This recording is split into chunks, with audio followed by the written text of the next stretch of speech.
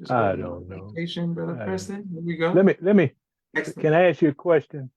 Okay, we're about to go live, right? Okay, we live Okay. now, sir. Okay. Go ahead. Go ahead. Go Yes, ahead. Yes, sir. sir. And we are live. I want to thank everyone for tuning in to a very special edition of Off the Record on the People's Podcast this afternoon. We have a magnificent guest with us today, one who is going to give us some amazing information as well as inspiration, and that is none other than our brother Preston Muhammad. Assalamu alaikum, sir. Wa alaikum salam, brother Joshua. Yes, sir. Yes, sir. And on And behalf of myself, my family, and the viewing audience of the People's Podcast, we want to thank you for taking time out of your busy schedule. And we look forward to this incredible conversation. Everyone who is watching, please embrace yourself because we got some great history for us today.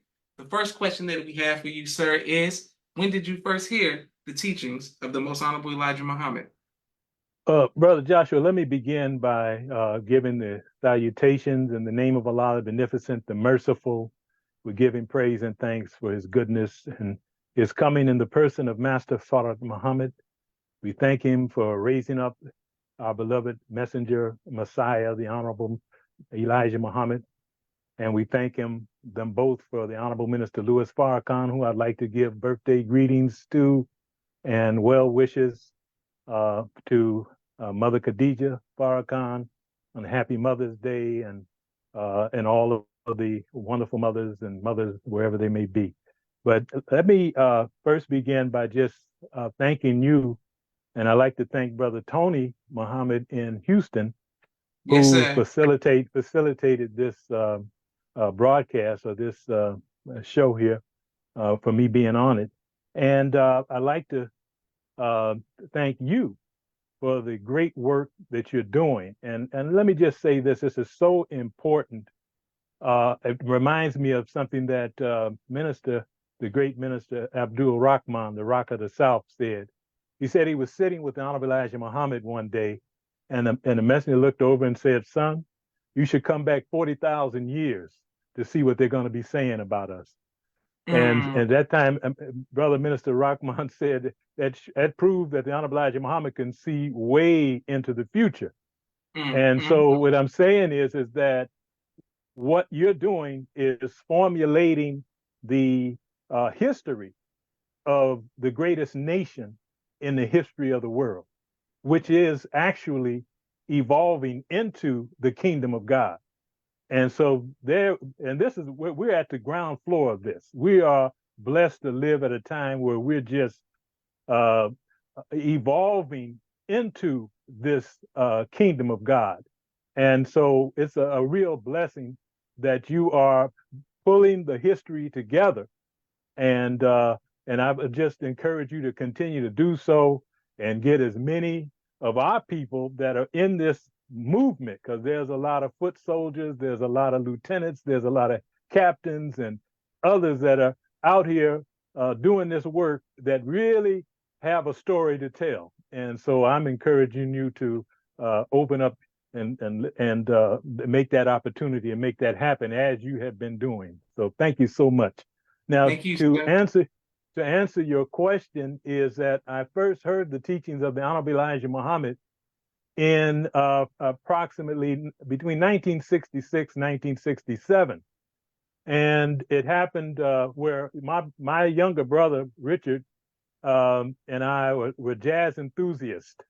And so we were listening to this one uh, DJ, and he comes on early in the middle of the evening.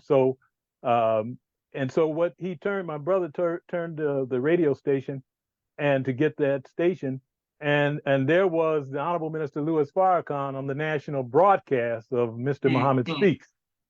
And he summoned me and said, "I want you to listen to what this man is saying." So I went in and listened, and I was beginning to make connections then, because to give you a backdrop, I'm from Compton, California, and to give you a backdrop of how this, how we were being primed, was that I had a barbershop that we went to, and two of them were either registered or they were in process, and they started dropping the seeds. They started talking about Yakub. I had a friend named Jacob, and they called him Yakub the big head mm, scientist. So we began to, the seeds were being dropped from the great work that Minister Abdullah, then John Shabazz, and Minister Captain Ali Rashid, then Captain Edward 2X were leading and championing in the Los Angeles and Southern California area. So that's pretty much the first time that I heard the teachings of the Honorable Elijah Muhammad. All praises due to Allah. Yes, sir. Yes, sir. And I just want to make sure that we start off the podcast by saluting you and your family, thanking Allah for your many sacrifices and the sacrifices of your family. May Allah continue to bless you Yes. all. But we standing on your Thank you. show 1966 to 67, my Lord. Yes, sir. Yes, sir. Yes, sir. Yes, Well, sir. thank you so much. And go ahead. I'm sorry. I know, sir. I'm listening.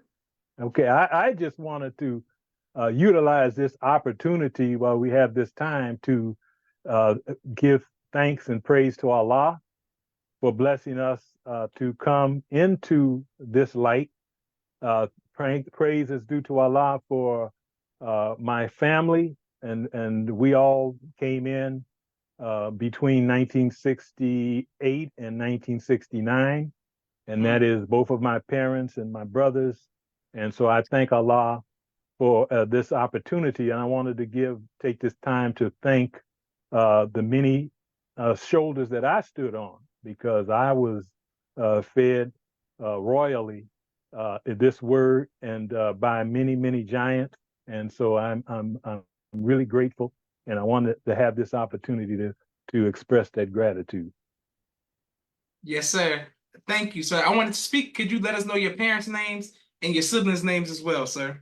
Yes, sir. Yes, sir. My father is Ibrahim Abdullah, and my mother is Adeline Dixon, and she did receive her ex in Chicago, but Adeline Dixon is my mother, and my oldest brother is Ibrahim Abdullah Muhammad II, and my younger brother is Richard Dixon, and my baby brother is Kevin Muhammad.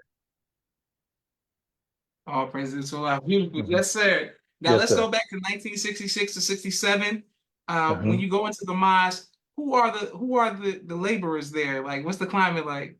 Well, here's the thing. I was listening to the teachings on the radio because, in Los Okay. Angeles, they had the broadcast on Monday through Friday at 10 o'clock every night, Mm, KTYM on the mm, FM dial.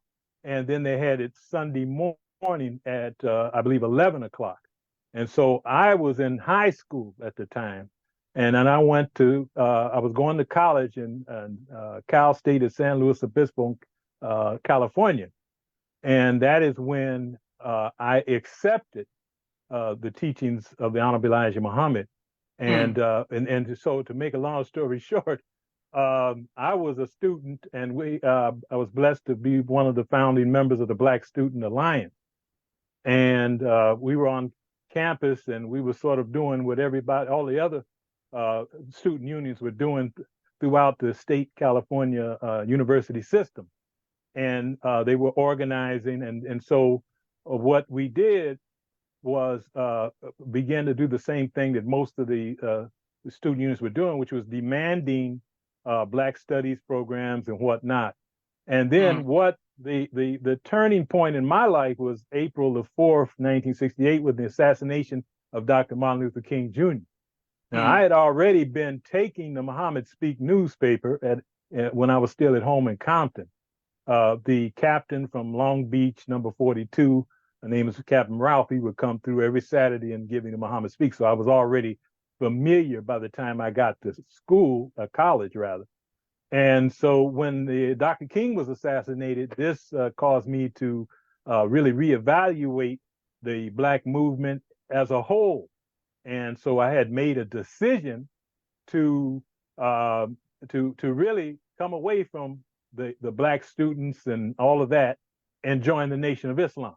I had made a mm, decision, and in fact, I had told everybody I was going to retire. I mean, I was going to resign, and it was a big uproar. And I don't know if you remember Tommy Smith, the brother that raised his fist in the '68 Olympics. So he was at the meeting because he was training for the Olympics on our college track, and he mm. tried to talk me out of it, but I wasn't having it. I was ready to accept something that would be more powerful in the way of raising our people up. And I guess where I was thinking, I wanted to know, actually, I wanted to go to that type of group that would embrace, and something that would embrace all of our people, not just the students, not just the middle class, or not just the grassroots, but all of our people.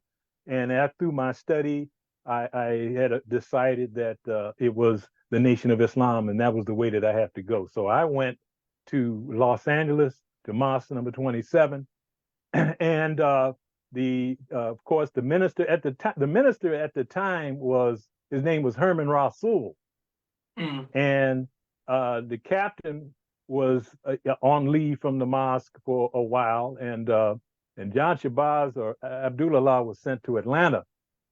But we had a number of brothers that were standing in as the captains and what have you. And then I don't quite recall our secretary's name at the time, but because I was in school, I wrote my letter, and everybody was gone, but the secretary and I, because I was making so many mistakes, but I wasn't going to go back to school until my letter was written. And Mm. so Mm. I processed from that April, or I would say the second week in April, and I got my X, and I opened the letter that says I had my X, and it was July 4th. So I thought that was Mhm. something. July 4th, 1968 is when I got my X. Praise be to Allah. Go ahead, yes, sir. And Yes, sir. how did your friends feel about that? About you accepting the Well, teaching? needless to say, they were, talking, that I had lost my mind, that that I had flipped out, and we weren't going to smoke weed anymore. Does it mean that you're not going to be at these parties anymore? And yeah, but some of them have since become Muslims, and Mm. I tried to fish every one of them in to come to the meetings and what have you. But all praise is due to Allah. Many of them are gone now, and so I'm thankful to Allah that I'm still here, and I can accredit that only to Allah and his messenger Messiah, the Honorable Elijah Muhammad, and to the Honorable Minister Louis Farrakhan. Beautiful. All praises due to Allah. Yes, sir. And thank you all who are watching all around the world. Thank you, Sister Naima, Brother Nelson Ramos, Sister Naima. Mhm. Um, Dr. Hassani A. Muhammad says you were her first minister in Iowa. And how did you find him?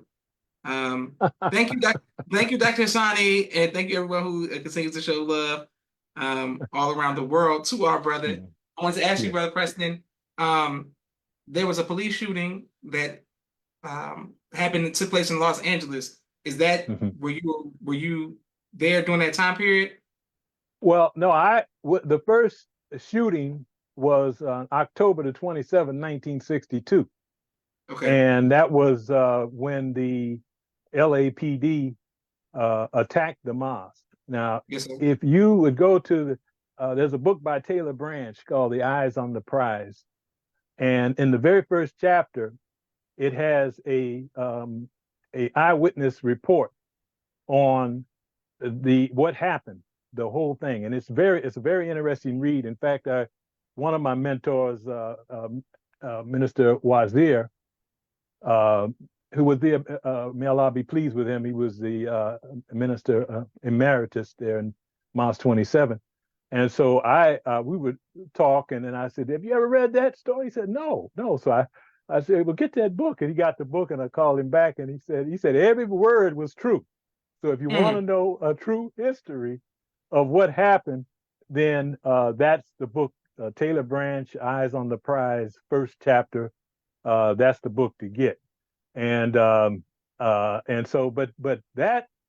episode, that incident, was a defining moment um, for the Nation of Islam in Los Angeles. Those of us who studied the history of Malcolm X, that was actually one of the defining moments in his ministry, Yes, sir. in terms of him going off the path. But many of those brothers, almost every one of those brothers, I learned from them.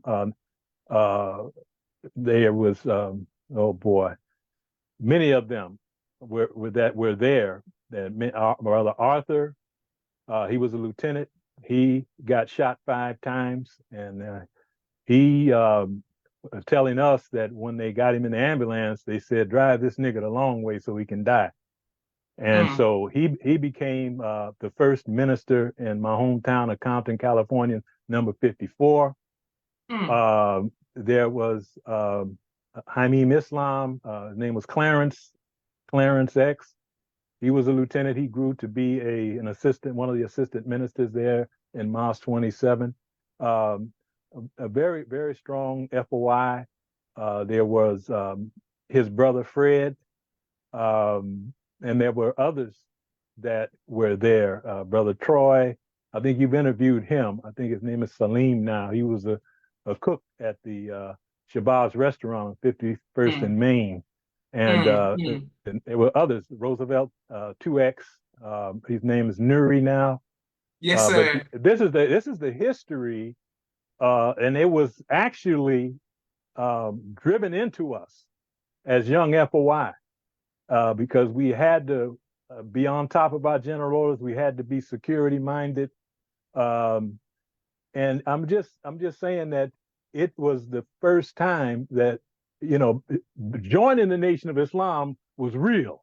Okay, Mm, because mm. it was we of course lost our temple secretary Ronald T.X. Stokes, Yes, but sir. I was in junior high school when that took place. I remember when it took place, but I was in junior high. I wasn't in the nation at that time. Then I believe there was another shooting at the the temple in 1965 during the Watts riots.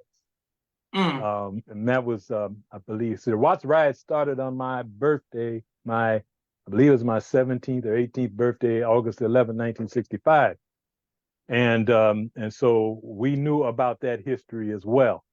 But we believe that, you know, out there, we call it the academy because we had a great trainer in Captain Ali Rashid, and he had a great ability to train men and to inspire the love for the brotherhood. And he was just a strong captain. In fact, he taught me actually how to sell the Muhammad Speak newspaper. You know, he Mm, would, mm. when we would get out there, he would let us go out there, and then he would drive by and slow and watch how things were going.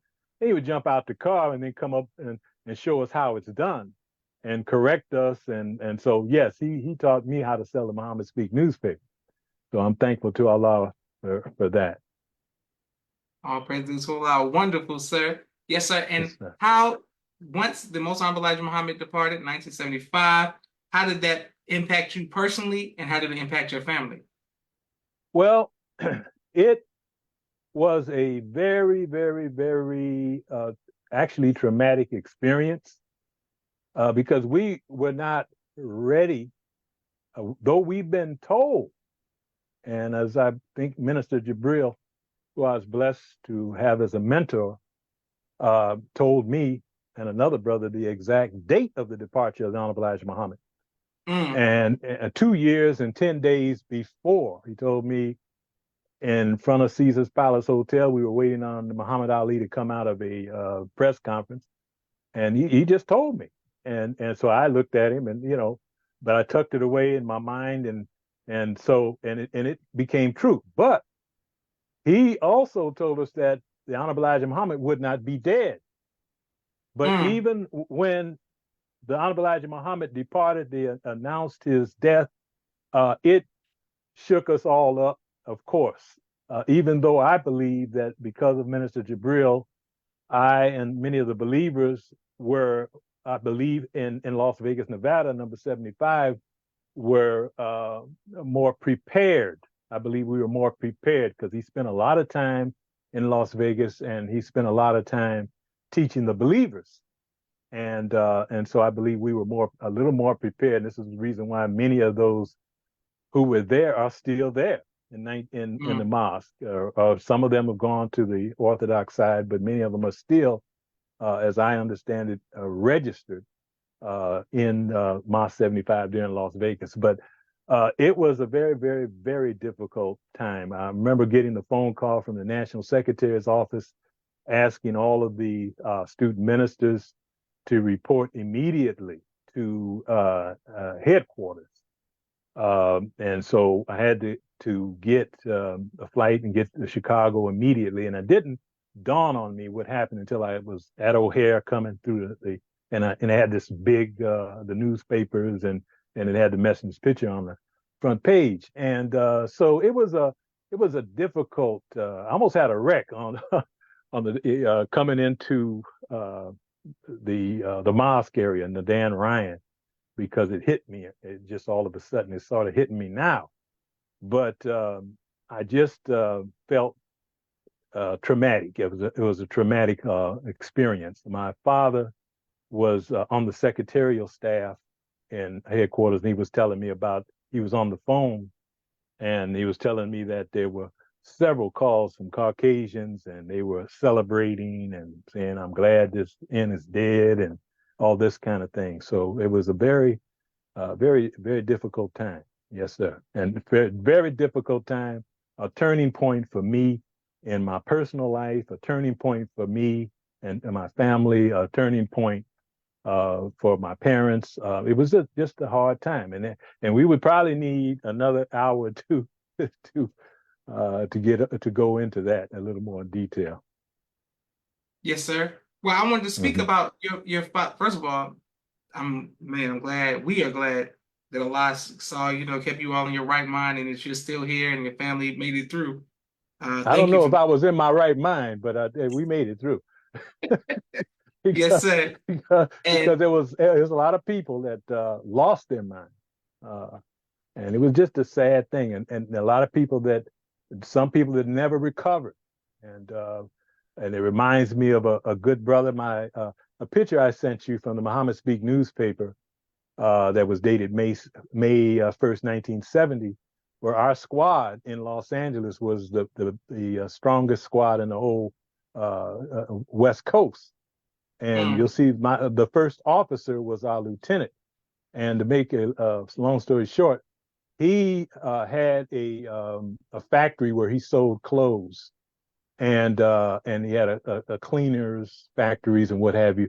And Hon Elijah Muhammad hired him to manage the women's clothing factory.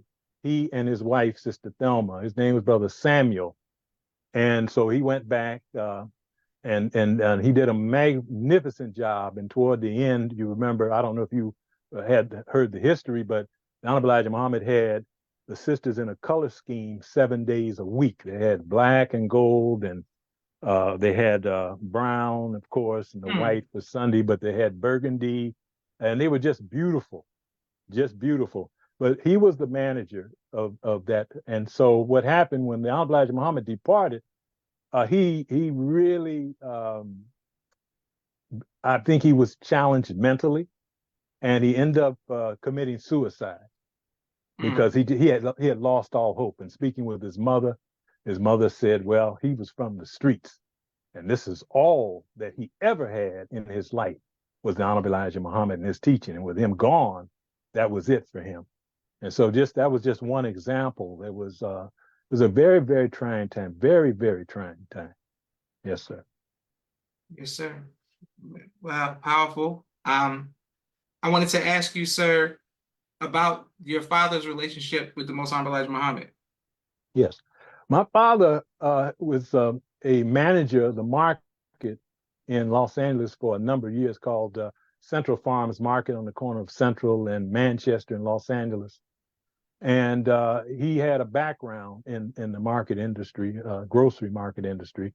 And and so when he came into the nation in 1969, the Honorable Elijah Muhammad had advertised for various professionals, and in the Muhammad Speak newspaper. So he sent his application to headquarters, and Hon Elijah Muhammad flew him to Chicago to meet with him, to interview him, and he hired him on the spot. He was impressed with my father's his training, his background in the market industry, and the market was not that long opening, and so he, as far as and what I have heard, I got this from my brother Ibrahim, as that John Ali was the national secretary then, and the minute my father came back home to pack up and everything, he had told John Ali to go buy that building that the market was in. We were only leasing it at the time because he was certain that my father was going to be working out, and so my father, my mother, and my brother, who was 9 years old at the time, they went to Chicago, and he became the manager of your supermarket. I believe it was in 1969. And the beautiful thing is that he would have to meet with Hon Elijah Muhammad on a week-to-week basis if the Hon Elijah Muhammad wasn't in Mexico, or he wasn't feeling well, or whatever. He's feeling good enough. He would meet with him, and then I would be always sitting on the edge of my seat waiting for him to call me, because he would tell me that he met with the Holy Apostle that day, and that it was beautiful, and he really is the man of God, the messenger of God, and he would teach him. And he said he learned more about the market business, and he thought he knew. And Elijah Muhammad taught him a lot about the market business, and that he did not even know. And so I would say that they start almost immediately turning a profit in the market, and Hon Elijah Muhammad was very pleased with his work, and I would say that let me think here.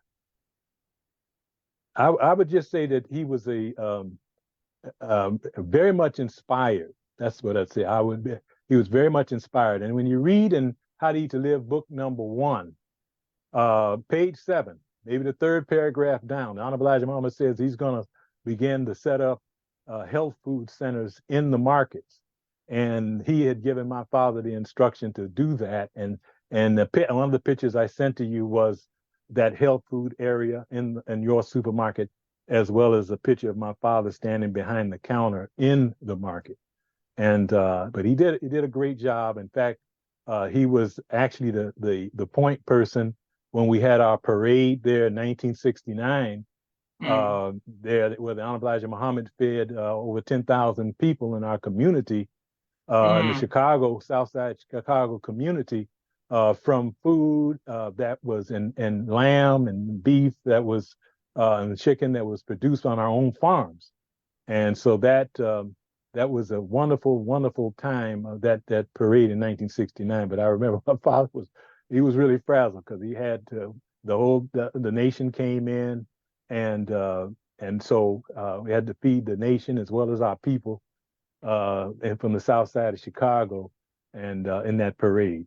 But yes, he definitely was very instrumental, and the kinds of wisdom that he was talking to me about from the Honorable Elijah Muhammad, it really gave me it expanded my view on the power of the messenger, and he would be there, and he would say, I sit at my table and order thousands of acres of farmland, and I, just by asking a few questions, he said, I can tell you and guide you. And in fact, brother, the mathematician, Dr. Abdul Alim Shabazz, may Allah be pleased with him, he became a mathematician, and from a degree and a doctorate at MIT. Now, here's a brother that was the head of mathematics departments in various colleges around the country. In fact, he was one of the mentors of the math doctor. But he went to Mecca, and and the University of Riyadh. We're talking about the head. He was appointed the head of the Department of Mathematics in Mecca, or the University of Riyadh. And he told me, he said Hon Elijah Muhammad taught him certain things about mathematics that he didn't know. And here's a doctor from one of the most prestigious colleges that, and he's gone on now, but he had a hand in building the hydrogen bomb. And you can Google him on Wikipedia. He's there. He was Dr. Lani Shabazz and Mosque number 4 in Washington D.C. But yes, sir. may I'll be pleased with him. But yes, Hon Elijah Muhammad was bigger than life. And my father would call me. He said, "You just never." He was so excited one day. He called me. You never guess what happened. Hon Elijah Muhammad decided to stay in the store and just hang around and give us pointers and give us guidance. And he sent his driver, Brother Albert, on, and he asked me for a ride home. And so he said, of course. So he gave Hon Elijah Muhammad a ride home, and Hon Elijah Muhammad reached in his pocket and gave him a $50 bill. And my father said, "Oh, no." He was begging him, "No, dear Holy Apostle, no." He said, I'm the messenger here, brother. So take it. And he did, but he didn't want to take it, as none of us would have wanted to take it. But it just shows you, that the kind of man that Hon Elijah Muhammad is. Yes. Beautiful. All praises to Allah. And thank you, everyone who's showing love to you all around the world. I also wanted to ask you, sir, thank you. Some people right now are sending in questions. I wanted to ask you about Muhammad Ali, working with Muhammad Ali. Oh, yes, sir. Yes, sir. Well, I was blessed. I worked as a front desk clerk in Caesar's Palace Hotel. And so I was eagerly awaiting, because I'd never met him before, and I was eagerly awaiting his arrival. And so they told me that he was in the coffee shop. So I went in to the coffee shop and introduced myself to him. And so he jumped up and eyes got big, and we greeted one another, embraced. First thing he did was reach in his pocket and gave me 5 crisp $100 bills and said, "This is my charity, give it to the secretary." And I said, "Yes, sir." And this is a great brother. I'm really sorry that he did not quit boxing when he promised Hon Elijah Muhammad that he was going to leave boxing and preach full time. But I'm sorry that he didn't, and he stayed too long. And in my humble opinion, that he paid a price. I was blessed. One of the times I was blessed to be at the Honorable Minister Louis Farrakhan's dinner table. He told me once, he said that Master Farad Muhammad could have healed Ali from that Parkinson, which really came from the many blows that he had taken. And so from that day, I stayed in contact with him, and every day, just about that I could, I was in his training camp, and I watched him train. I watched his work ethic when he was getting ready for a fight. And a lot of people don't really understand when you're around somebody that is in the dangerous sport as boxing, you have to be careful, because he took on a whole different mind. You wouldn't have hardly known the brother, because he was, tearing everybody's head off when you getting ready. What I meant by that is that you better not say the wrong thing to him, because he would be that serious about it. He had a tremendous work ethic, and he would, when it would come time for him to get ready and sharpen up, he would spar. And a lot of times he would spar for 15, 20 rounds, and he wouldn't stop for a rest.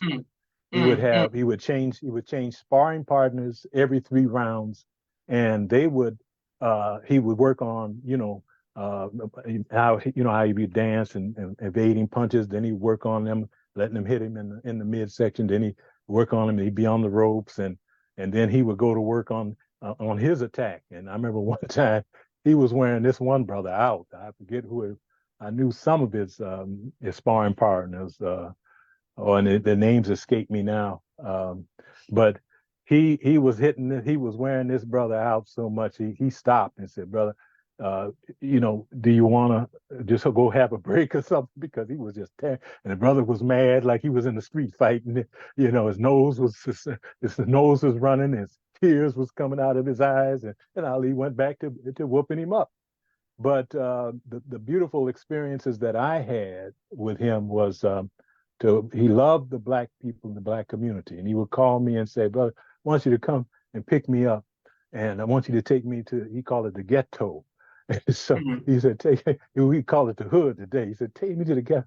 So I would take him, pick him up, take him down, and he said, "Stop, pull over right here," and be maybe one brother or two brothers talking on the corner, and he would get out and start teaching the teachings of mm, Hon Elijah Muhammad. And within mm, 5 minutes, there would be maybe 50, 100 people sometimes just around him.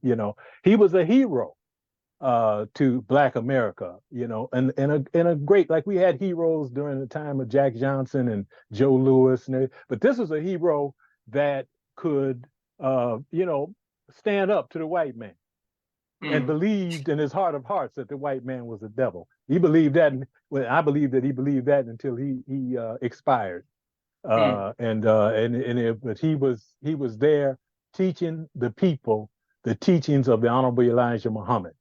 And I would say that he would, let's see, there's just so many things that he taught me of the teachings. He taught me how to build the mosque.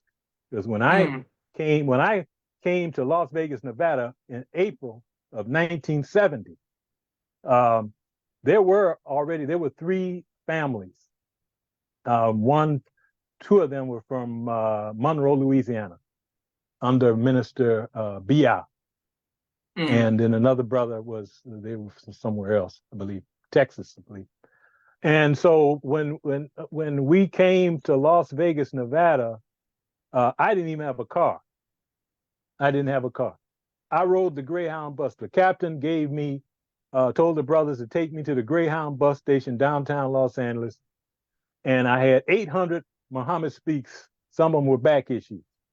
Put them in the holes of the bus. Rode the bus, got out at the Greyhound bus station, and I put 500 or maybe 600 papers in those lockers that they had back then. Some of the old heads will know what I'm talking about. And I took 200 or 300 papers, and I walked from downtown Las Vegas to the west side. And that's how I started there. And mm, it was rough, rough, rough. I finally was able to get a vehicle, an old raggedy car, and so we were having our meetings, and some people rode by and broke out the back window of the car with bricks, and it was a very difficult time. So when I first met Ali, he would tell me how to get the dead, and he'd say things like, "Brother, our people are attracted to this devil's wealth." He said, "So what you have to do is you have to get um, some cars, some nice vehicles. All you got to do, they don't have to be brand new, just shining, and they'll be attracted, and you'll start to get them in, you know." And sure enough, that's what we started to do. It's a couple of the brothers start driving up, and they got a Cadillac, or they got back in the day we called it a deuce and a quarter, and I got a Thunderbird, and before you knew it, the mosque was filling up. And I said, mm, "This brother's right." So he was telling me all kinds of things about how to build the mosque, uh, and I would say that uh, he was a gracious and wonderful brother. He loved the brotherhood, and on the fights, the FOI were able to sell his memorabilia, and they made money. They made a mm, good amount of money. And Ali would give me all of the tickets for the ministers that were coming in, the captains that were coming in around the country, and I had stacks of tickets, and I'd make sure that they got ringside seats, and they went to his fights, and it was just a beautiful experience with the brother. And he was there. He was always ready to help, always ready to donate. And our friendship grew. It blossomed. So I would go and visit him when I would go to Chicago. We had ministers meetings once a month. The East Coast would come, I think, on the first of the month. The West Coast or the Western region would come on the 16th, the 15th, the 16th of each month. And when I'd go back there, then I would go. He had a mansion right up in the next block from where the palace is right now. And and so I would call him. I would go and visit his house and what have you. And that picture that I sent you was a picture that I took with him in his mansion. But that was after the night after he lost, or the 2 days after he lost to Leon Spinks. He was sort of tentative because he had a little shiner, not a shiner, but his face was sort of puffed out. But he was determined to win his championship back. And that very morning, he told me that he had been already running and training and ready to go, and that he was going to win it back. So wasn't going to fool around. But he was a great fighter. And here's the other thing that I'm skipping all over the thing because I'm remembering things as I go. And when I was drafted to go into the armed services, and I went to my captain. I was really nervous because they were locking brothers up. You know, Minister Jabril went to the penitentiary for the not going into the army, and so I was really nervous. I had a wife and my newborn child, and so I went to my captain, and my captain said, "Well, I can't tell you what to do, brother, but if you're dumb enough to go, then you just go ahead on." So that was my answer. So I didn't go. So, but sure enough, they came and arrested me for violation of the, I guess they call it 1964 Selective Service Act. And I didn't stay in jail long, but they took me downtown and booked me. But before then, I had to go to the recruiter station and I went there and they had these buses lined up, and they were all filled with blacks and Hispanics, and they were going to the war. They were going to Vietnam. And so I went there, and there was myself and a Jehovah Witness, and they call our names 3 times. Will you step forward to be inducted into the United States Army or military, whatever what their spiel was? Yes, and sir. And both of us said, no, sir, we will not. We won't step forward. So then, next thing I know, the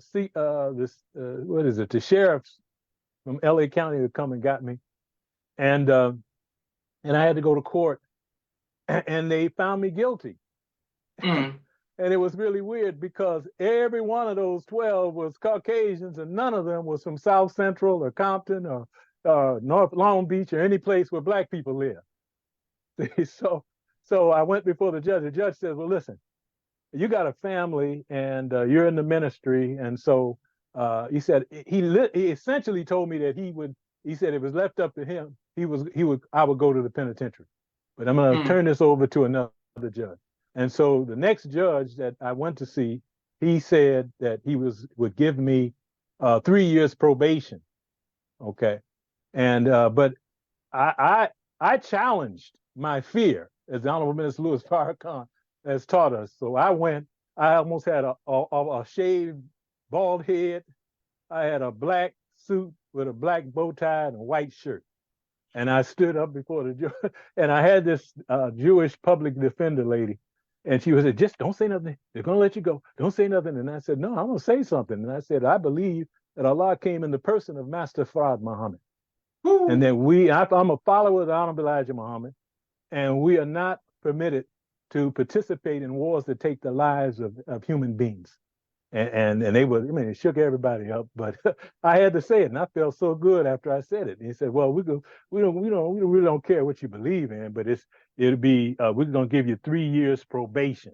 Okay. And so I went on back up to Las Vegas, and I met with my probation officer, And he read the riot act to me. He said, "Listen, this because you can't fight for your country, you can't get a job and work. You can donate your time at hospitals or whatever. But if we catch you working, then we're gonna send you to the penitentiary." And so that means he said, "Well, we better not catch you working at McDonald's. See, and we're gonna be watching you." He said the same thing that happened to your champion Muhammad Ali. He couldn't box. They took his license because he wouldn't go to war and fight for his country. So you can't go to make money on anybody's job or whatever. So it was a difficult time.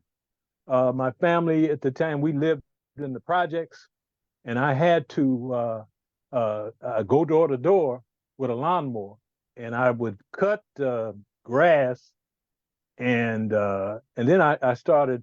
I went back to L.A. to the garment district, and I would get clothes and costume jewelry, and I would go door to door. And the experience of selling the Muhammad Speaks door to door helped me to survive. And my former wife, Sister Artheline X, and I give a shout out to her because she had tremendous, great bean pies.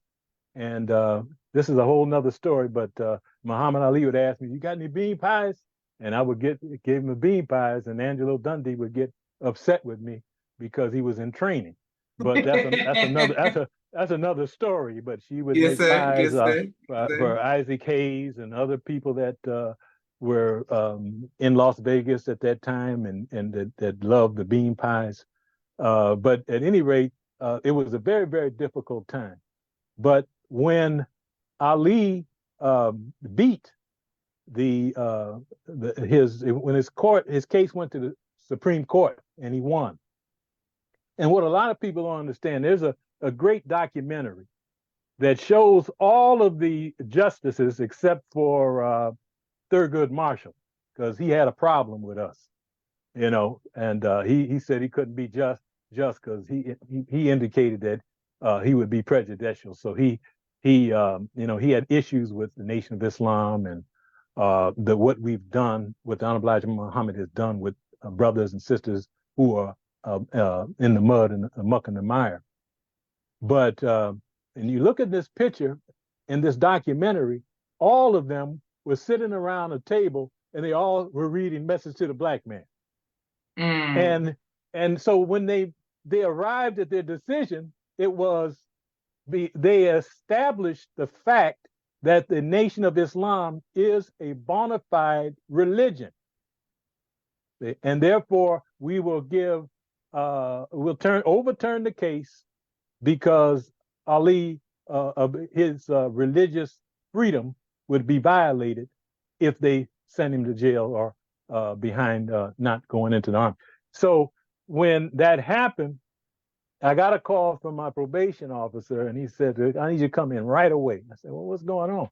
Because I didn't know anything about the case being overturned. And he says, "Okay, you're free to go. We won't bother you anymore. Do whatever you want to do. Have a good life, and we'll see you later." So I left, and that was it. And then it was on and popping, as they said. So we began to really begin to make some real progress in the area that we were in. So all praise is due to Allah. All praises to Allah. Yes, sir. You teaching. So Brother Preston, this whole time, so you're a minister. Yes, sir. Yes, sir. I was in Praise be to the Allah. ministry. I was in the ministry class under Minister Basir Muhammad in Los Mm. Angeles. Mm. And he is a brother that was a little history from him. He lived in the Phoenix residence of the Honorable Elijah Muhammad. We call it, I guess, the Western Palace now. Yes, sir. But he was our minister after Herman Rasul was relieved, and but he was the one that found the palace out there in Phoenix. The Honorable Elijah Muhammad was having bronchial congestive problems, asthma, and so he had to be in a dry climate. And so he told brother to find a place for him.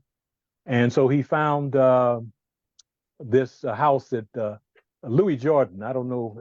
The old heads remember Louis Jordan, but he was at the top of his game was in the 40s, I think, in the 40s and in the 50s, and Mm. he's like one of the at the root of rock and roll and what have you. But Louis Jordan, he's the one that Okay. Okay. saying Caldonia, what makes your big head so hard? Anyway, Mm. Louis Mm. Jordan was living in that house in Phoenix, and so Minister Basir approached them, his people, and the Honorable Elijah Muhammad made an offer of $25,000, and he said he wasn't paying a penny more, and they took it, and he gave the check to Minister Basir, and they paid, and the rest they say is history. And I'm thankful to Allah that we still have that property. All praise is due to Allah. But uh, yes, Minister Basir was a great teacher. He learned a lot from being in the Honorable Elijah Muhammad's presence. And I would say that, and he really trained us. You couldn't be in the ministry class. We met every Saturday in his office area in Mosque 27, 5606 South Broadway. And you couldn't be in that class unless you had a minimum of 300 Muhammad Speak newspapers every week, that you Mm. brought a minimum of 3 people, first timers, to the mosque every week, and that you made your charity every week. And if you fell off in any of those categories for 1 week or whatever, you couldn't attend the class. But the class was so exciting in the history of the Nation of Islam and in the wisdom, the high wisdom of the Honorable Elijah Muhammad, that none of us wanted to, miss that class, And so I never missed a class. I mean, there was plenty that did, but I never. Every week, I had my 300. I had about maybe 100, 150 customers. I had customers from the jungle. If people that know LA know the jungle, and they know I had them on Okay. near Baldwin Hills all the way to Compton, and Mm. Mm. and I had a full-time job, but I never missed one Saturday, and so it was a blessing. And so the minister would then started to have us open up for him, and then he would send us to he gave us instructions um, along with Captain Edward to open up the West Side, which my brother became the minister over. So, but we went over there, and I remember we had FOI. We were so nervous because our small squad had to receive the whole FOI in Los Angeles area Mm. Mm. to this new new mosque, to the new building that we had. It was on Adams Boulevard, and but he would send us over to Watts and different places to teach, and so we were getting our feet wet. And so one day he said, "Listen, I got 2 spots here. That if you'd like, we need a spot. We need somebody in Santa Barbara, California, and that's a whole nother story too." Minister Billy at the time, Abdul Rab, may Allah be pleased with him, he was one of my first ministers, because while I was still on the college campus, he was in Santa Barbara, and I was going to Santa Barbara on Sundays to to get the truth. And Yes, so he sir. would come up. He would come up, and he helped us because he would come up with his wife, I think Sister Mary, the name, and she would make a pot of bean soup, and she had a specialty called a prune cake, and so she Okay. would bring Okay. it up, Okay. and Minister, we called it Minister Billy then, and he would say, just get some of those students, and we would have a little off campus apartment, and it would be packed with brothers, Mm. and so he would come and he would teach us the teachings, and so that's just before I moved back to Los Angeles, and there was another Mm. brother named Brother Richard X that helped us. He was a strong FOI. He lived in Santa Maria, which is 30 miles south of our campus, and he would train us. There was another brother that I ran track with from Compton, and we both got registered, and he would train us in his garage. So, but that's a whole another story. But let me just say this: is that when Minister Bashir Muhammad, uh, he said, well, we got a place in Santa Barbara. I want to go there. Oh, now we need somebody in Las Vegas. They don't have anybody there. And I says, well, where do you want me to go, brother minister? And he said, well, you'll do better in Las Vegas. I think in time you would build up good followers for the Honorable Elijah Muhammad. And so that's where we want you to go. And so that's what I did. And I went there. And the few believers that were there received me well. And we worked well together. And we pushed the program. And we began to build and build and build. And then we opened businesses, and we were sort of frightening to the establishment and the Negro preachers and whatnot, because so many young people were beginning to stand up. We had a little small converted house off of old Van Buren, I believe it was, and nothing is there now. I went back there and for a family gathering, and I stood there, and I couldn't believe how small that house is. Just the foundation is there. But at any rate, we were, and back in those days in Las Vegas, it gets to be like 110 in the summer, and we couldn't get into a leisure suit or anything like that to sell the mama. See, we had to have suits on, and we had to be suited and booted, as we said. And so, and we have the meetings. They didn't have air conditioning at the time. Now they have everything. Nobody can build a home or anything without central air. All we had was what they call a swamp cooler, and you'd be sweating profusely. I think I sent you a picture with my brothers and I standing in front of the temple.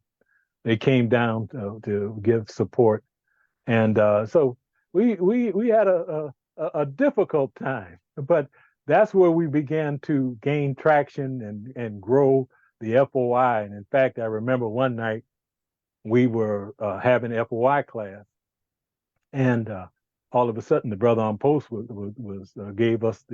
me the alert, and so I came to the door, and it was the Las Vegas Police Department was walking and looking and with a big flashlight in all of the cars of the brothers. So I said, "Oh boy, here we are. This is a trial. It's a trial from Allah," because it was two of them, and they were just, one was looking on the one side of the parking lot, the other was looking on the other side of the parking lot, and with their flashlights. So I said, "Oh boy." I called on Allah, and then I yelled at them across the street. I said, "Hey!" And it startled them. And I asked them what the hell they was doing.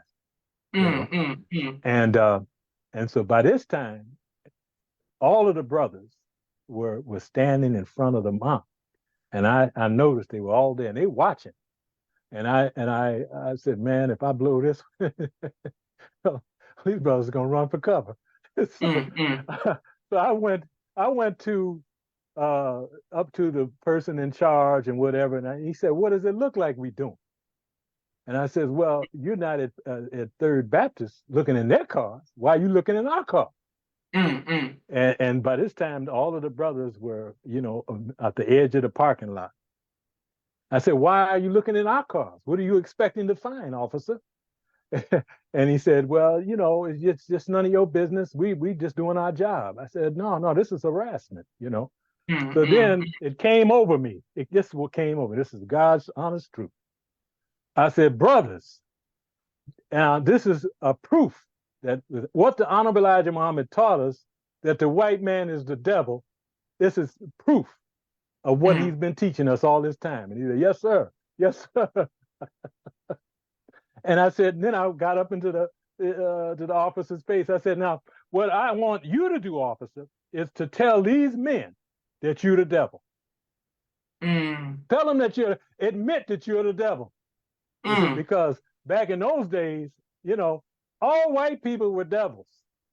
Now, some of them might get through. We got that message. but they was all devils just the same. Okay, like they are today. Okay, so anyway, he says okay, and he reaches into his cruiser and pulls the shotgun out and cocks it and puts it in my face. He said, "Yeah, I'm the devil. So what you gonna do about it?" I just wanted you to prove that our teacher, the Honorable Elijah Muhammad, our leading teacher, the Honorable Elijah Muhammad, is correct when he called you the devil. You know, and so they left, and it gave us strength. There was a victory, and we continued to grow from that particular from that time on. We grew, okay, but I was shook up. There ain't no need of me saying I wasn't. I was shook up. Man put the shotgun in my face, cocked it, but he did agree that he was the devil. So I went and told Ali because he was training for a fight.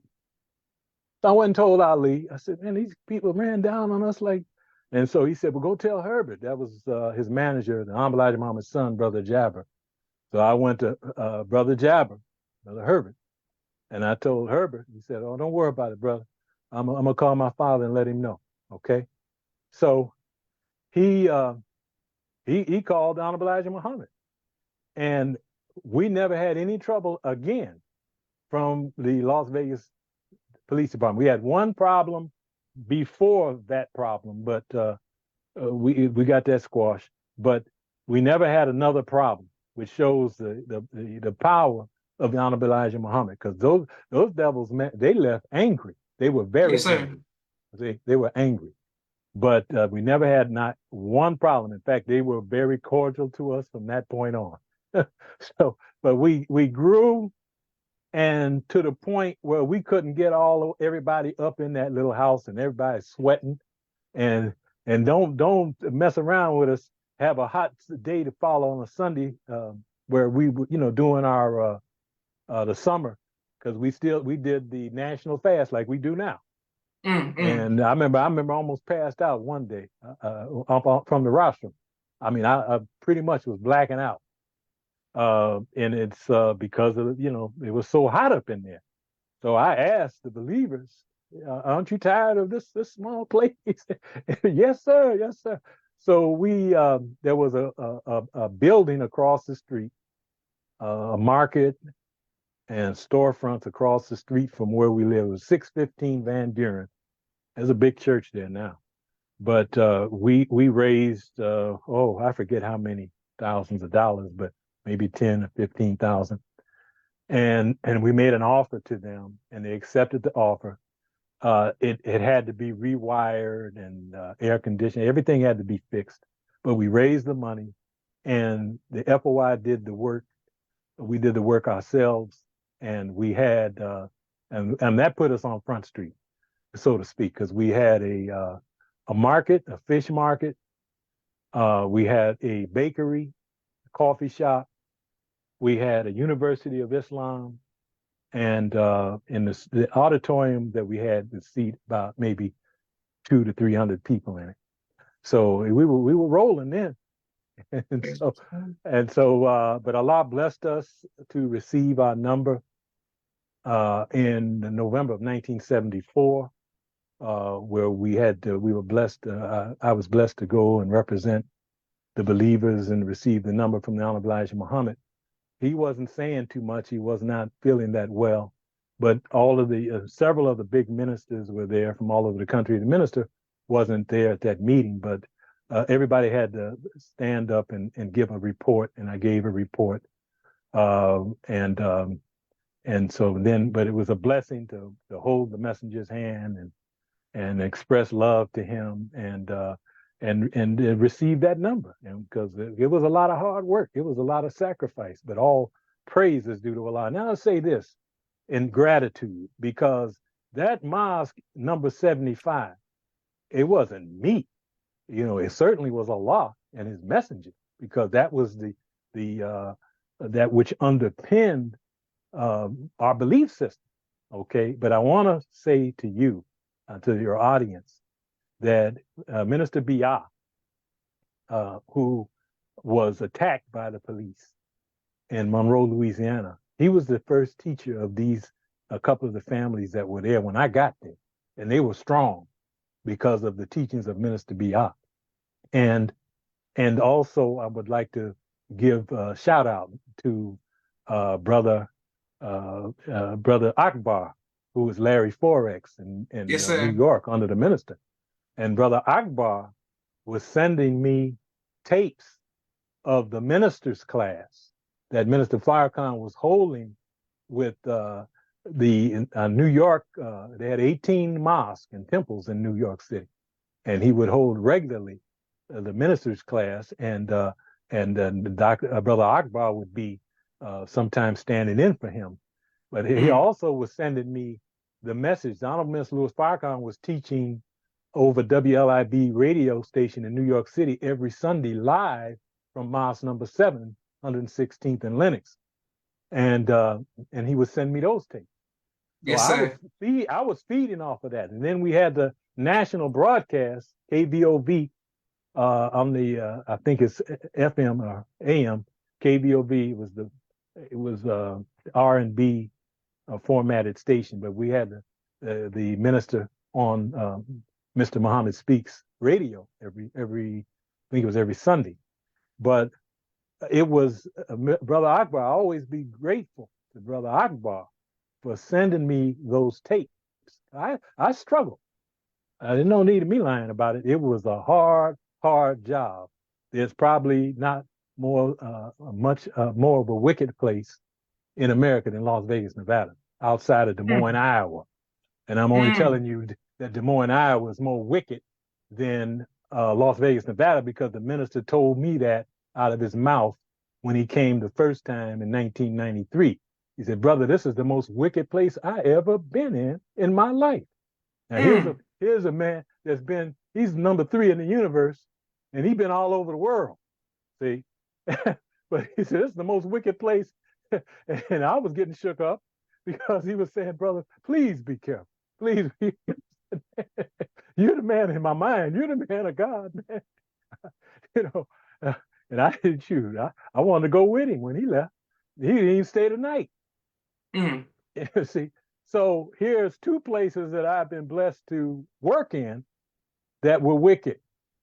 Des Moines, Iowa, Las Vegas, Nevada. And Las Vegas baptized me. I understood the hells of North America before I got out of Las Vegas. And so I give credit to where credit is due. First to Allah in the person of Master Fard Muhammad, and the Honorable Elijah Muhammad and the minister, and all of those brothers that helped. There were brothers that would come before they had anybody teaching in Las Vegas.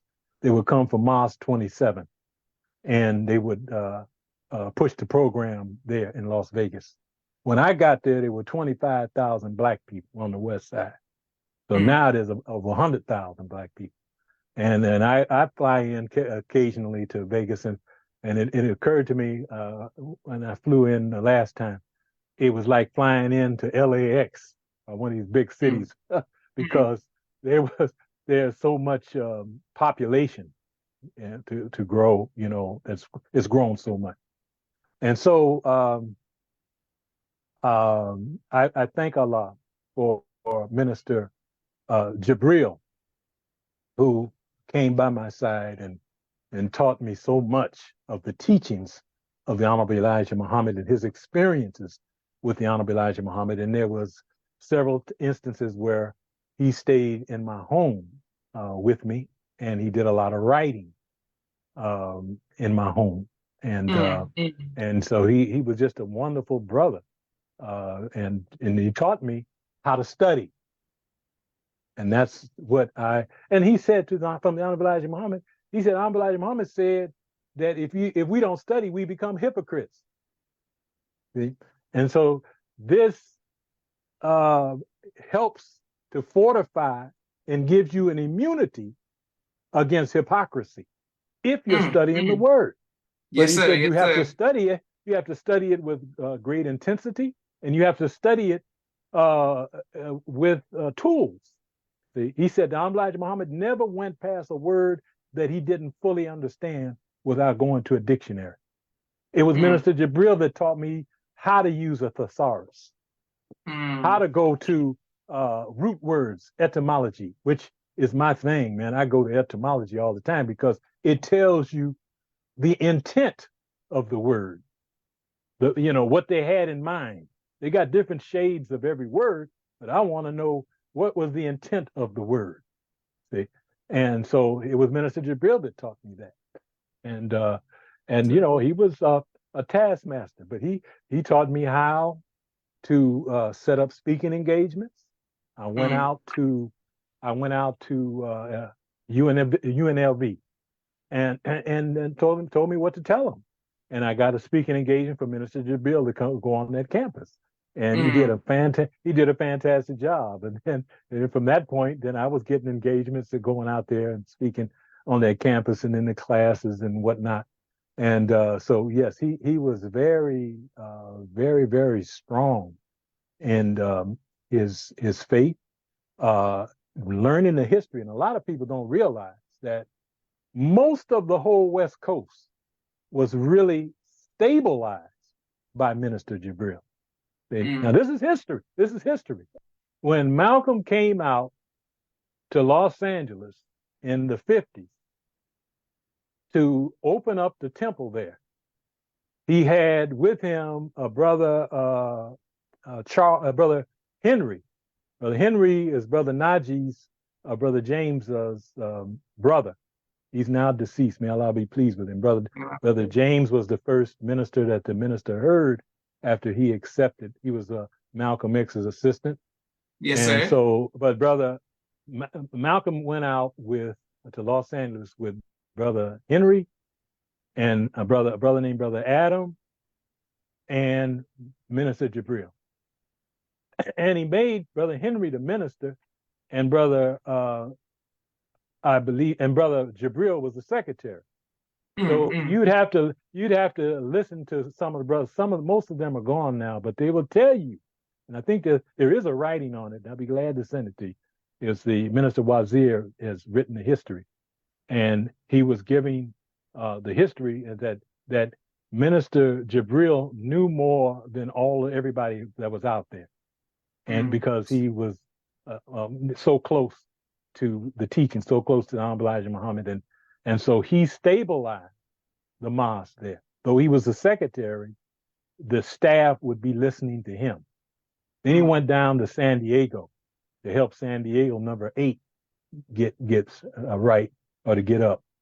Yes, and sir. Then he went to the Inland Valley, Inland Empire, which is Riverside and all those cities out there, and he was teaching out there. Then he went up to the Bay Area, and he was teaching in San Francisco. This is before Minister Henry Majid. He was down in San Diego at the time. Minister Henry Majid went to San Francisco from San Diego. I believe Minister Amos went to San Diego, but Minister Henry Majid went to San Francisco. But Minister Jabril was already teaching in the Bay Area, and he was teaching in Oakland. And it was Minister Jabril that first taught Huey Newton and Bobby Seale of the Black Panther Party. Now you can go on to and Google on YouTube. There's an interview, a couple of interviews in 1989, 87, where Huey Newton admits that, because they asked him, well, how'd you get started? He said, well, we were students on Oakland City College. Now it's called Merritt College. We were on that campus, and we were, students, and we were listening to the teachings of the Hon Elijah Muhammad. And so he admits that. And a lot of people don't know that he was the one that poured that, poured that information of the teachings of Hon Elijah Muhammad to Huey P. Newton and Bobby Seale, and they were young students in Oakland and in the Bay Area. So, and then Minister Jabril told me that the Hon Elijah Muhammad gave him half of the country. So he was going to all kinds of places, opening up various temples and places like Albuquerque, New Mexico, and Tempe, Arizona, Flagstaff, Yuma, all kinds of different places that he was all over teaching. So I just wanted to give a shout out to Minister Jabril, Yes, because he sir. was a great helper, and he just a great brother, and and he had a sense of humor, and he loved to when he would unwind, we would go out and because he's a baseball player. I was a baseball player growing up, and we would go to the batting cage, and he could hit. He could hit, and so, but he was I would call him our first scientist, our first scholar, Mm. because he was serious. He was very scholarly, and so, but he gave us so much in teaching and studying and even pushing the program. You know, he would discourage us from being. He would call it selling the paper for speed. He would say, "Hit those doors," because that's the way the Savior came. Hit those doors. So all praise is due to Allah. Anyway, All praise to Allah. yeah, Yes, sir. People are yes, showing you sir. love all around the world, Brother All Minister. praise is And due to Allah. yes, sir. Brother Roosevelt said all praises to Allah. Thank you, Brother Roosevelt, for always showing love. Thank you, Sister Naima. All praises to Allah. Brother Shaka Shakur says, good teaching. Brother Nelson Ramos. Just thank you, everyone who's showing love. Thank you, Sister Miriam. And man, this is beautiful. We have a quick 60-second commercial break for all of the Yes, sir. sponsors, People's Podcast. We're grateful for every like, share, and subscription. Thank you for every anonymous Cash App. Shout out to all the mothers today on Mother's Day. We salute you all. Thank you all for all the work. They have a commercial. 1 second. Here we go.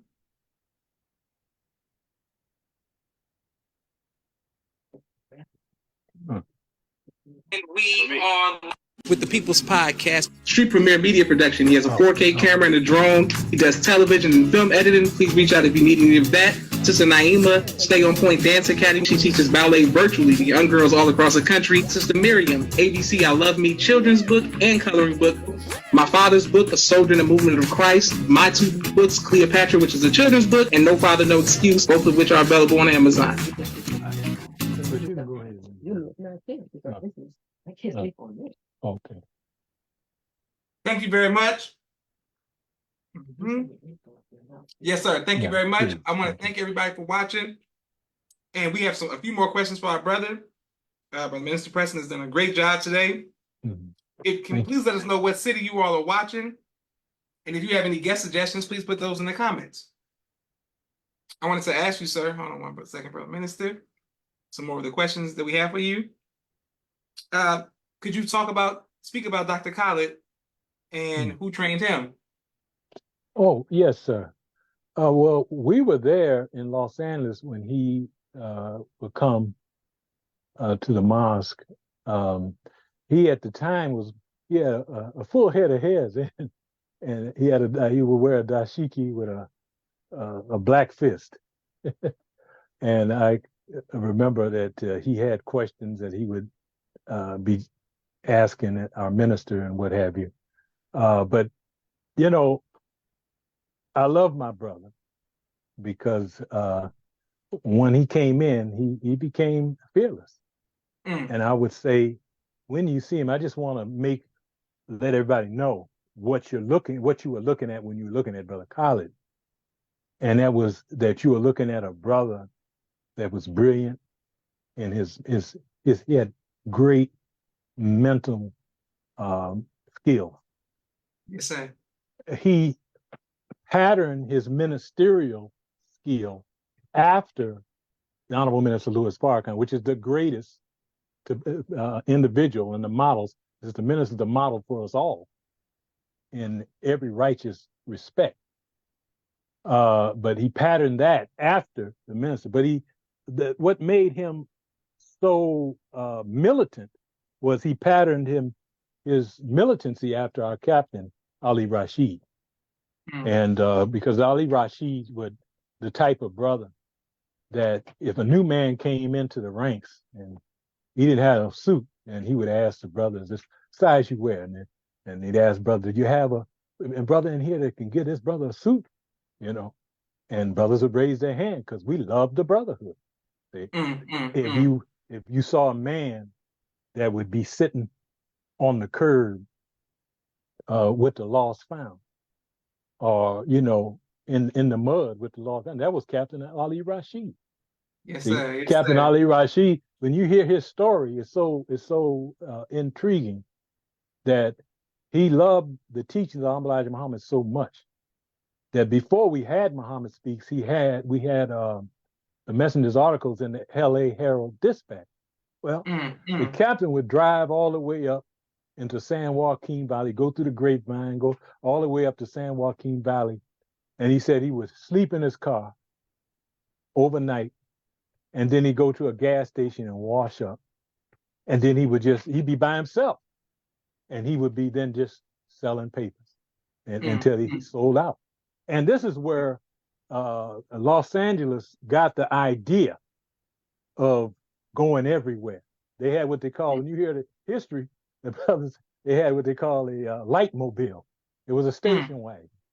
And they would piled it up the back of the station wagon where Muhammad Speaks, and they would just take off. And they would drive all throughout the South. They go to Texas, Louisiana, Mississippi. When they started to get a little low, they would have more papers shipped to them. See, now we followed that same principle in Des Moines, and where we went everywhere. First, in the state of Iowa, then we would go to Kansas City, then we would go to different places all over the place. Omaha, and we got our papers because we had a lot of good young brothers with a lot of energy, and we had good brothers. And shout out to Brother Mike and others that were on the scene early, like in the 18, 19, 20-year-old. And we went all the way. We broke the top 10. We were in number 3 in the region, only behind Detroit and Chicago. We had hit 5,000 final calls. And we go Springfield, Illinois, Danville, all this. So anyway, that is training that we got from our captain. But to get back to your question, Brother Khalid was trained by Captain Ali Rashid. Yes, And sir. you can see that in him, and so he became a magnet because he had the magnetic word of God from the Honorable Minister Louis Farrakhan, first from the Honorable Elijah Muhammad, then the Honorable Minister Louis Farrakhan. Yes, sir. Then coupled with the militancy that we got from our captain, this very militant brother, and you can look many captains from around the country, Big Cap Shaheed. He was there prior to 75, and he got trained by the brother Wali Baha, used to be Bobby 2X.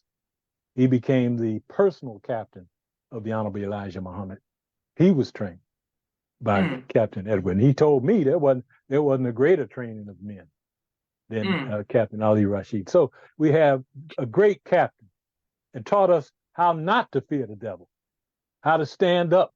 In fact, I learned later from studying security techniques that he was really teaching us how to transfer fear from ourselves to the devil. Wow. And this is a beautiful brother. So I'm always giving gratitude, and I was blessed to speak with his daughter maybe 6 months ago. And they've sacrificed a lot. She suffers from this day because there were death threats on her father, and I mean, it was real. It was real. Okay, so but my brother Ibrahim, he moved out and traveled with Brother Khalid to open up, I think, cities in like Venice, California, different places.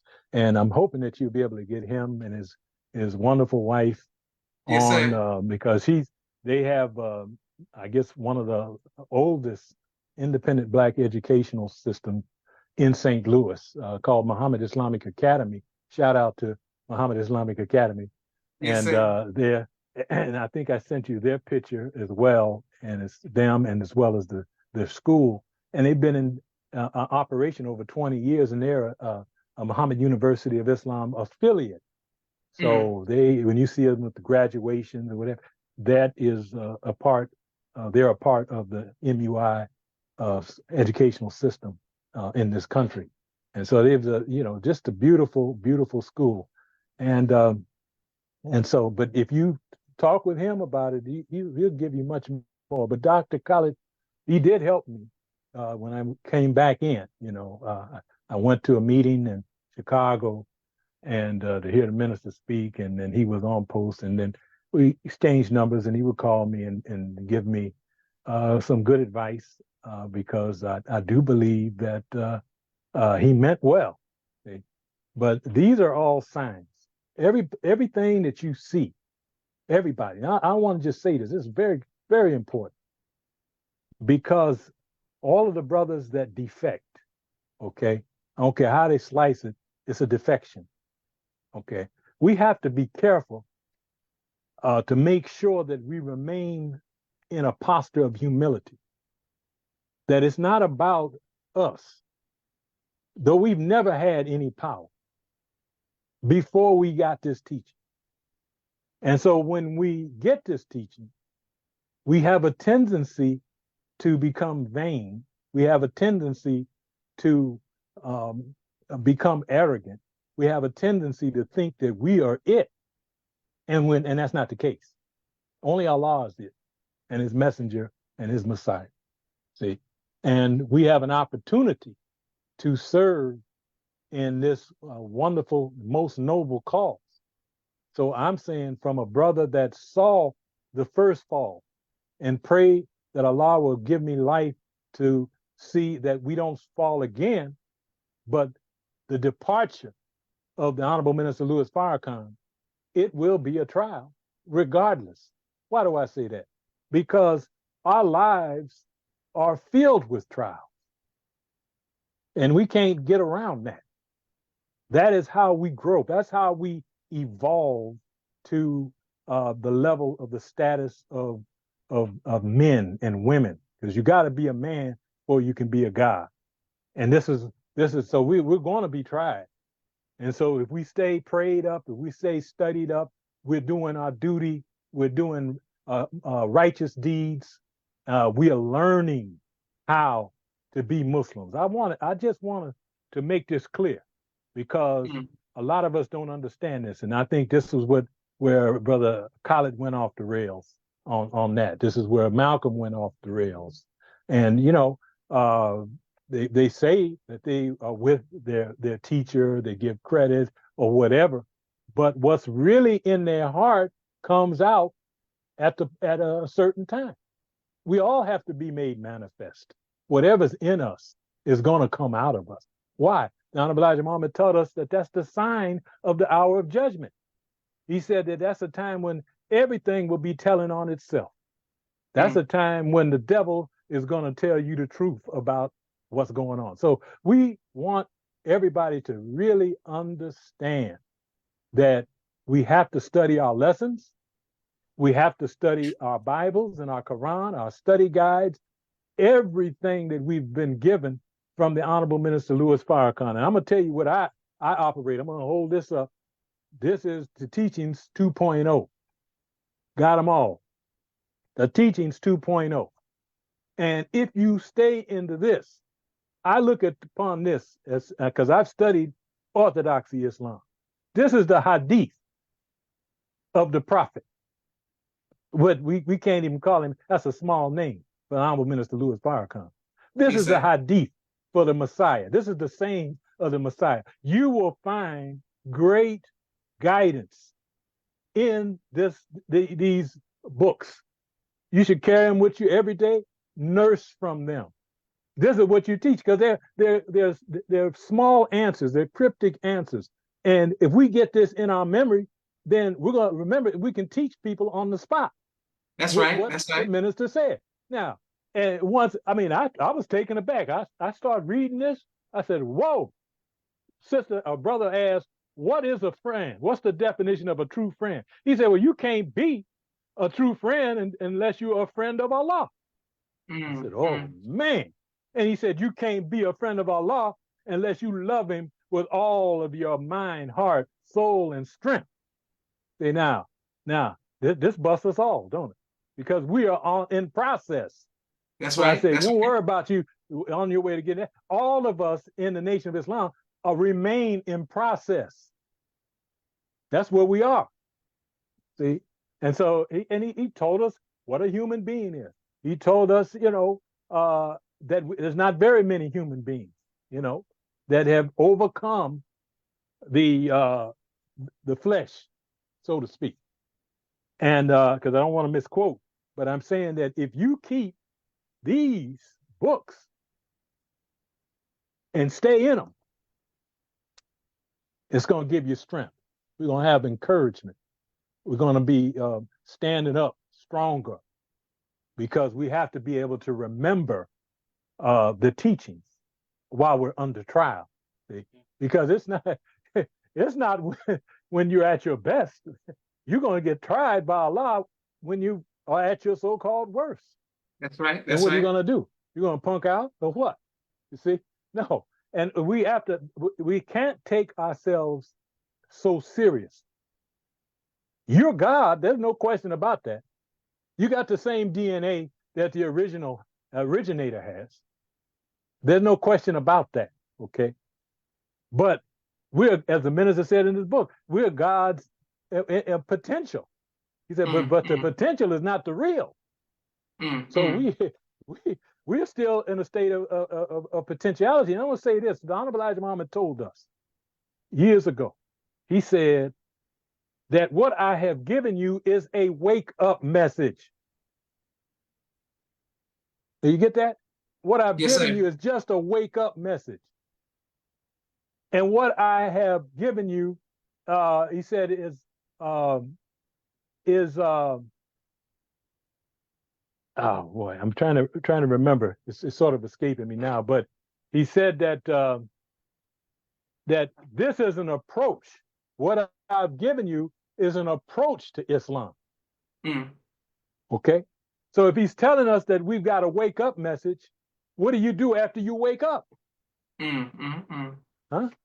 Do you go back to sleep? It means that the message has to be evolved. It has to grow. If he tells us that I'm giving you an approach to Islam, don't get this confused with the Orthodox Islam. That's not the Islam that he's giving us approach to. The Elijah Muhammad said we got a whole new Islam.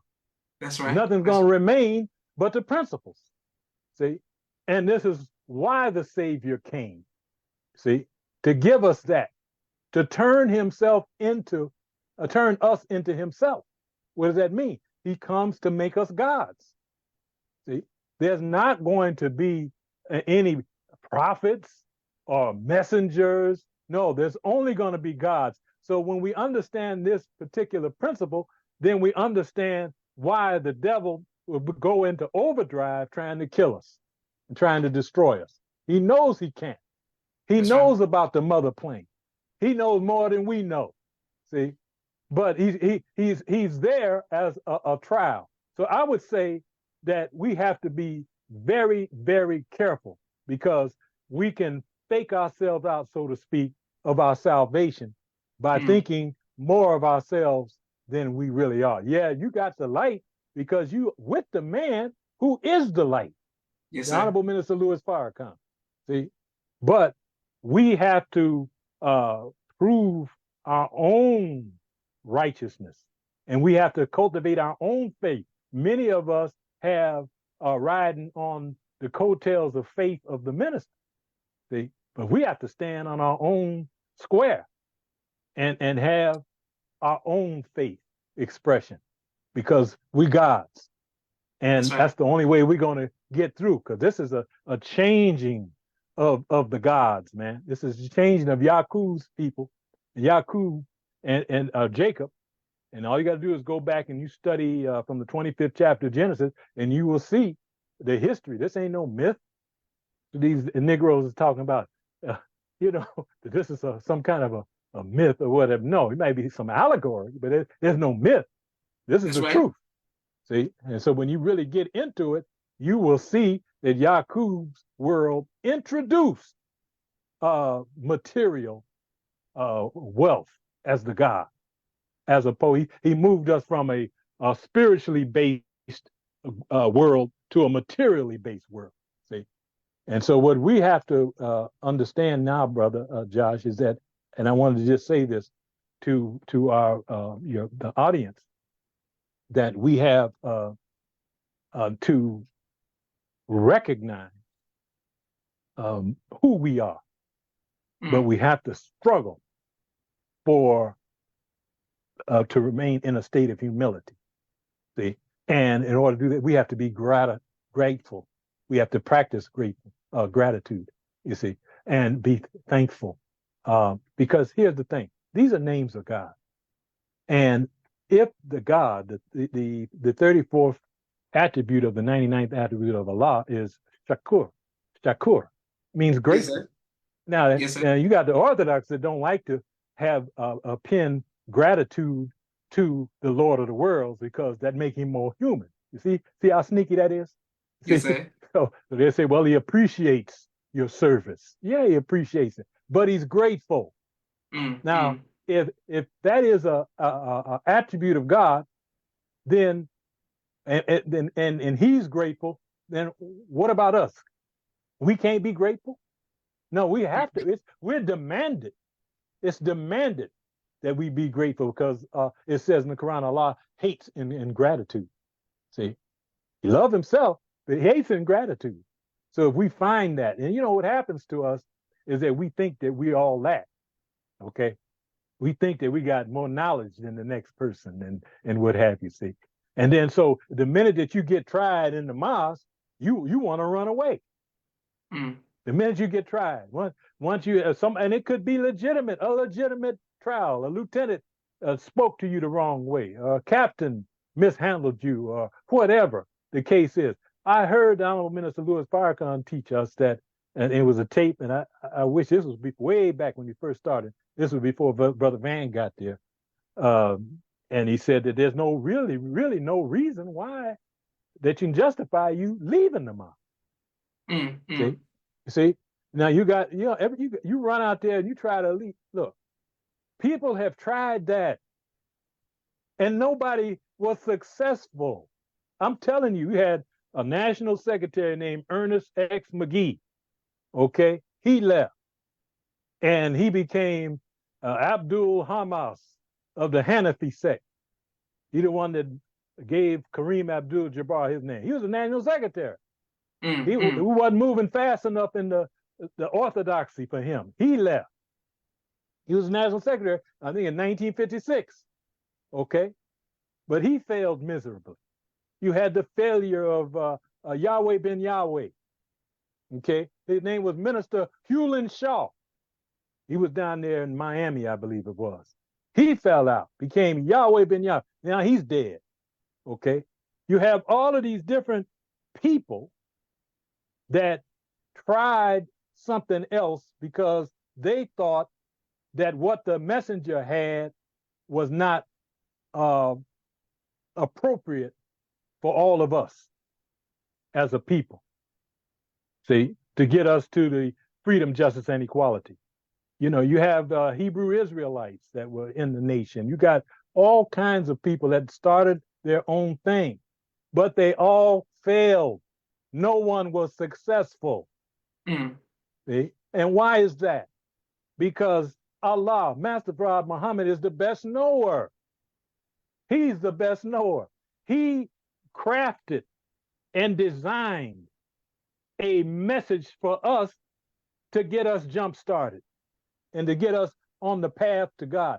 He is the straight path of Allah. The Honorable Elijah Muhammad is the straight path. The Honorable Minister Louis Farrakhan is the straight path of Allah. Beautiful, beautiful. And it tells you right there in the Quran that you're going to be surrounded by Satan in the straight path of Allah. Yes, sir. So where is that? So what that mean? That means he's going to be in the mosque, surrounded you. And what is it? We all have devils that we're being exorcised from. We all have the shortcomings. Why? Because we've been infected by Satan. And then make no mistake about this. In the Hebrew language, the root word of Satan is Satan. It means to attack. Mm.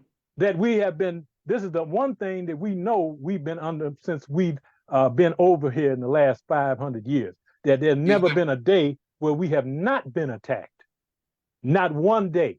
Black man, black woman, black child, I don't care who you are. We've all been under a state of attack. Now, if there's an addiction from the devil himself, is that he's addicted to killing black people.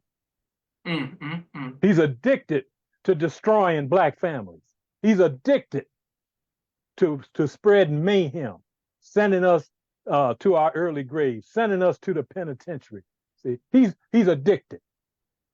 See, and the real fight that we have is with the infection that he set up in us. This is why we are jealous. This is why we're envious. This is why we're selfish and niggardly. This is why that we do the things that we do to each other, because we have not purified. So why talk about something that you think is higher in this knowledge that we call Islam, and we haven't straightened ourselves out in our very souls? We have to be brothers with each other, but we first can only love Allah. We have to learn to love Allah through the study of his names. Minister Jibril taught us, he said that the names of Allah explain his nature. See? And so when you understand the nature of Allah, then you also will be understanding the nature of yourself. And so this is the knowledge of self and God.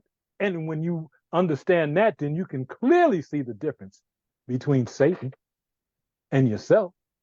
Yes, sir. So yes, sir. That's all that, brother, I can go on for hours and hours on this, but we only have so much time, and please pardon me and thank you for indulging me on this. Yes, sir. No problem. So, Brother Minister, okay, well, first of all, I want to thank you again. This is Inshallah, with your permission. We gotta make this a series. Can you come back for a part 2?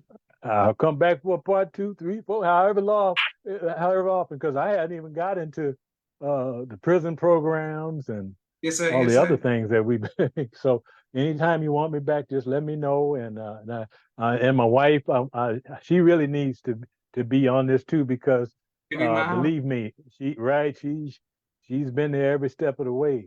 Hell and high water.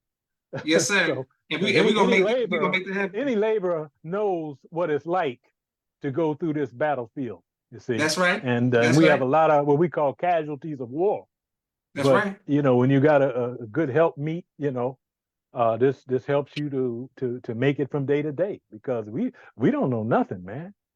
We don't. We're learning. We're babies. Let me say this: Hon Elijah Muhammad said that we are in the kindergarten of the classroom of God. Yes, sir.